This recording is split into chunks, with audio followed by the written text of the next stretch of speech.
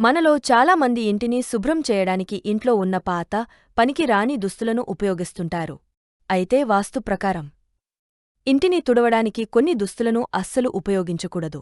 అవేంటంటే, ఇంటిని శుభ్రంగా ఉంచుకుంటేనే మనం ఆరోగ్యంగా ఉంటాం.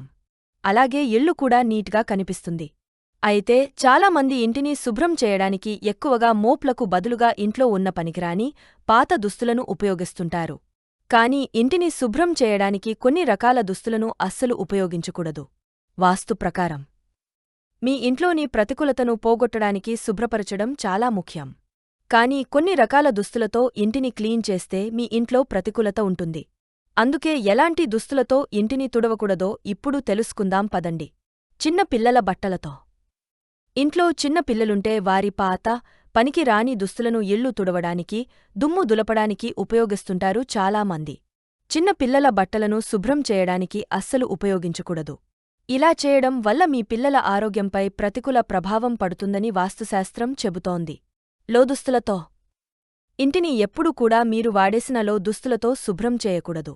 నిజానికి దుస్తుల్లో ఉండే ఎనర్జీ లెవెల్స్ అంత మంచివి కాదు. దీనివల్ల మీ ఇంట్లో పాజిటివ్ ఎనర్జీ తగ్గుతుంది. ఏదేమైనా బట్టల పరిమాణం, ఆకారం కూడా దుమ్ము ధూళిని లేదా ఇంటిని శుభ్రపరచడం సాధ్యం కాదు.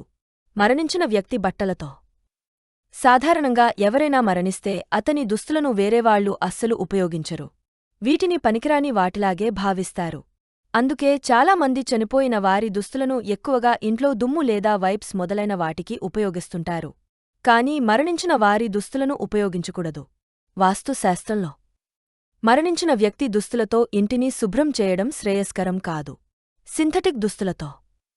సింథటిక్ దుస్తులతో కూడా ఇంటిని క్లీన్ చేయడం మంచిది కాదు. మీరు వీటితో ఇంటిని తుడిచినప్పుడు అప్పుడు అవి ఎలక్ట్రోస్టాటిక్ ఛార్జ్ అవుతాయి. ఇది ఇంటి వస్తువులకు మంచిది కాదు. ముఖ్యంగా అలాంటి వస్త్రాన్ని ఉత్తర, తూర్పు దిశలో శుభ్రపరచడానికి ఉపయోగిస్తే అది నెగటివ్ ఎనర్జీని ఉత్పత్తి చేస్తుంది. దీంతో మీరు చేపట్టే ప్రతి పనిలో ఆటంకాలు ఎదురవుతాయి. ఇది మీ ఇంట్లో విభేదాలను కలిగిస్తుంది. మార్కెట్లో దుమ్ము, ధూళి వేయడానికి, ఇంటిని శుభ్రం చేయడానికి లేదా తుడుచుకోవడానికి అందుబాటులో ఉన్న దుస్తులను విడిగా ఉపయోగిస్తేనే మంచిది.